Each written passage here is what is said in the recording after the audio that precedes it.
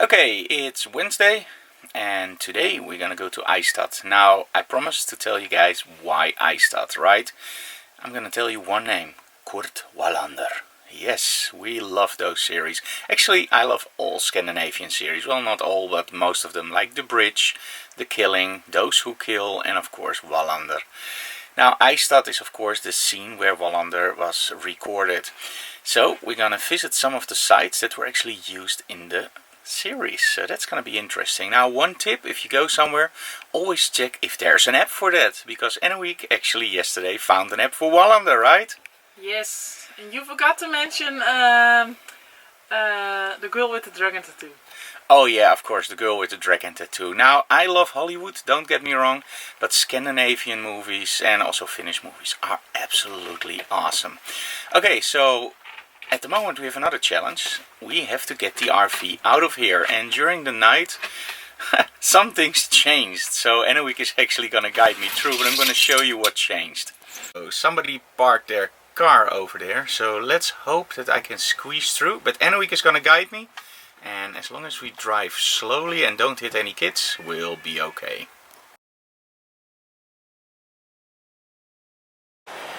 Okay, so this is the first part.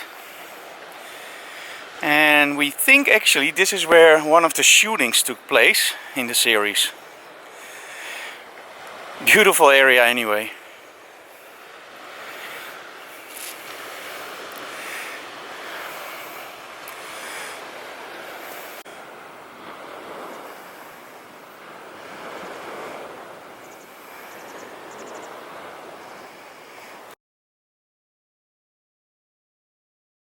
Okay, now this is the front of the train station, and this is actually what was used in Wallander as the police station, but not this side. So let's walk to the other side and show you where Wallander police office was located.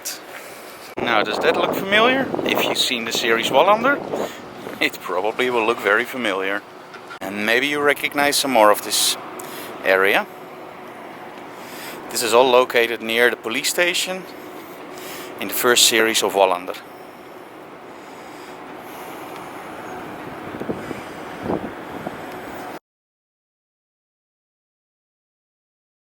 Now, if you watch the later seasons, actually starting season 2 of Wallander, you might recognize this area, because this is actually police station 2.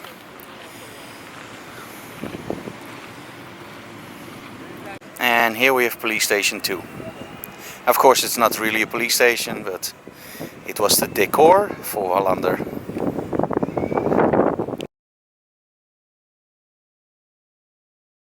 Okay, now everything is pretty close together, which is of course great for a film set. And this is the Eistad of Eistad Studios, with a big sign from Wallander.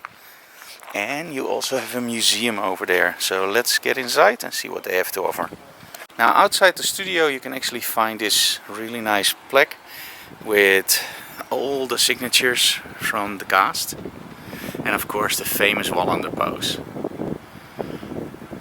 Really cool. Great place for a selfie. Week, did you bring your selfie stick? No. Then we have to improvise. One of the coolest things I ever saw. Really nice. I think it's a little bit of a detour, Week.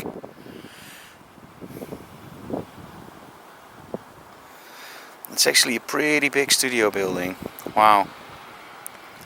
Now, outside the museum they have all these signs, photos from the set.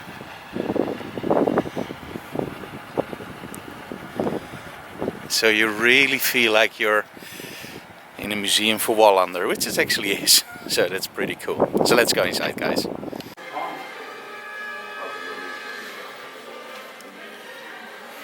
Really nice, the scenes and all the autographs. Pictures from the set. A lot of DVDs.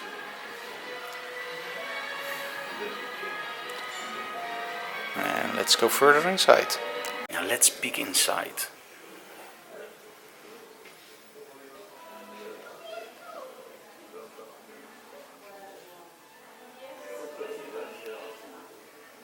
Doesn't that look familiar?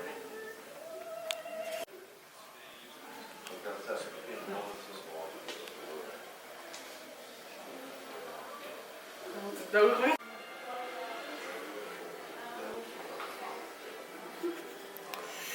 if you're looking for body parts, don't look any further than here. Oh, yeah.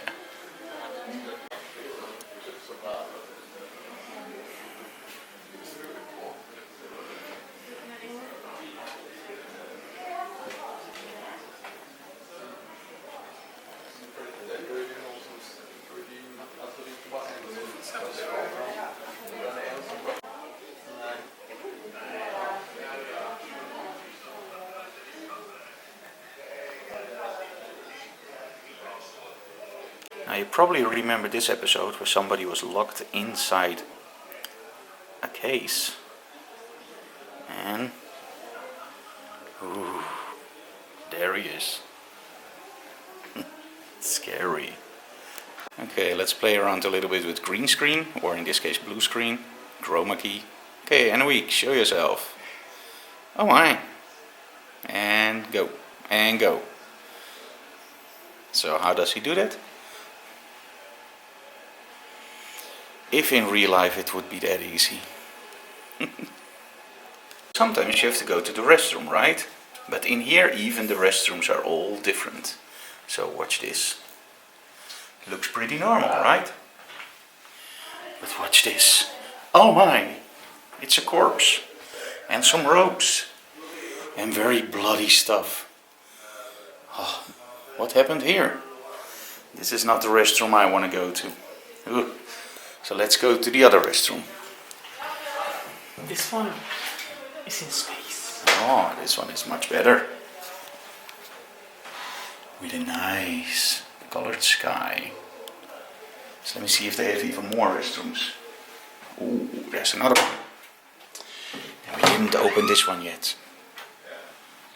Ooh, that's freaky. I don't know. I think I'm gonna go for the stars. Or do we have another one? No, we only have 3.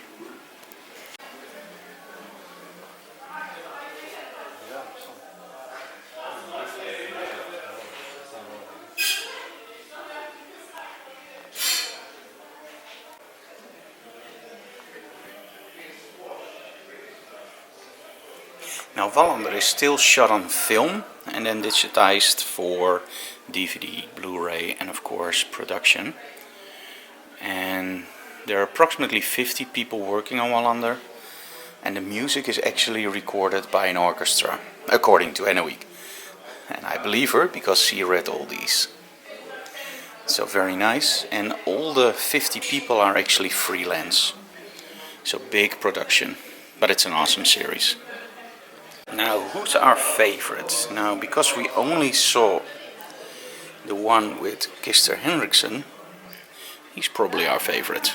Still have to see the other ones. So let's chalk one down here.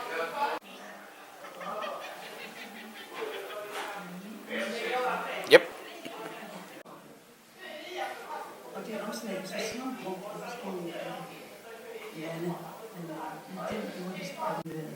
And of course there's also a Dutch version.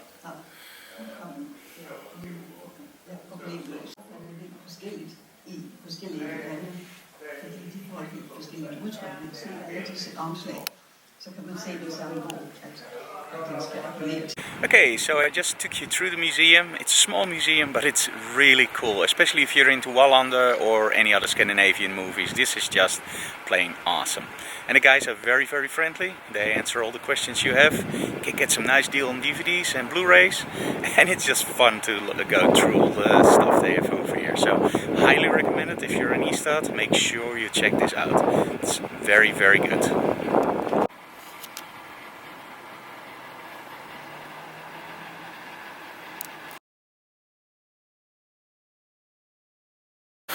Now this is the place where Wallander lives in the books on number 10, but for the series they actually used another front, and believe it or not, it's just one turn, 11C, and this is where he lives in the series.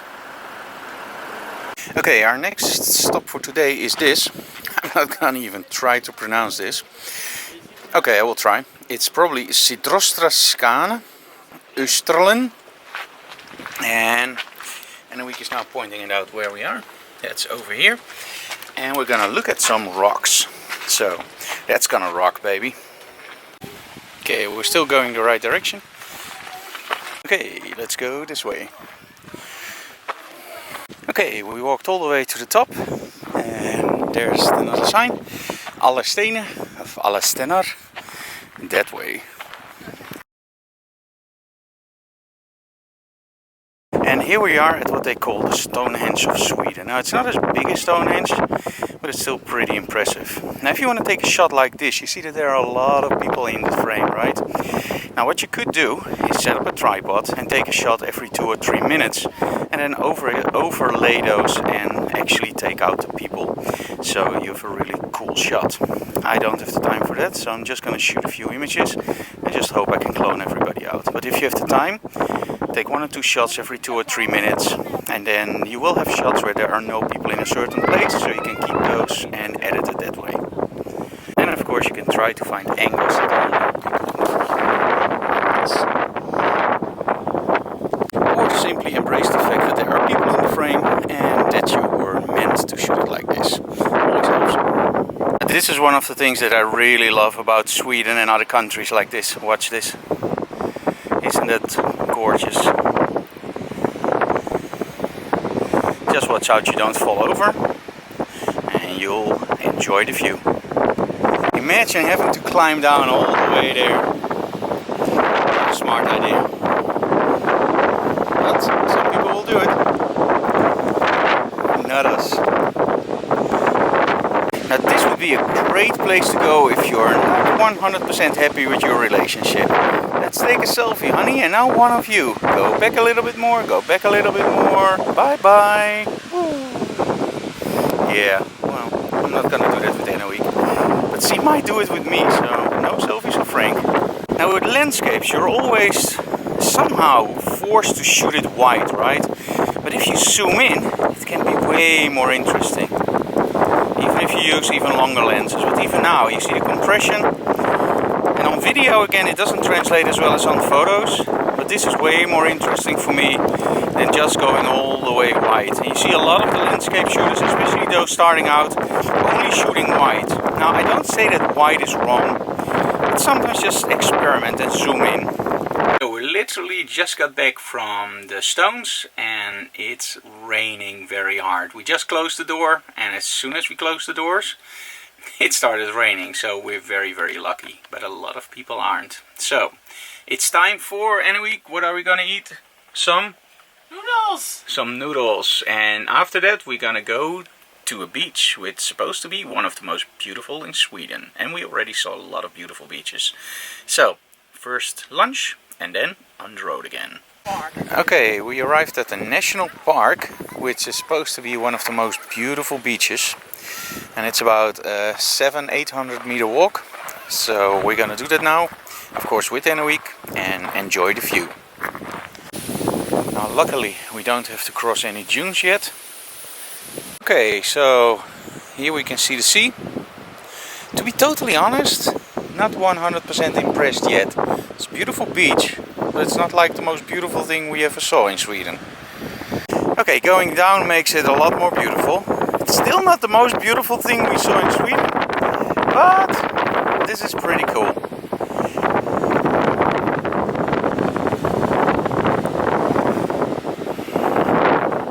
This side I actually really love. I can imagine with the sun here, great way to spend at the beach. Now we're not really beach people, but it looks pretty nice. And it's starting to rain, so we have to run back to the RV. Okay, really cool that they have restrooms over here, but in all honesty, it just feels like I just developed film. It was a really weird stink, but you know what? At least there's a restroom in the middle of nature. And that's one thing that I love about Sweden. Everything is arranged perfectly. And of course there we have Anna Week again. So she's already ahead of me, so I have to join her because it's starting to rain a little bit more now. And we have to get to the RV, and that's still about an 800 meter walk. But that's no problem, because from here on, it's all downhill.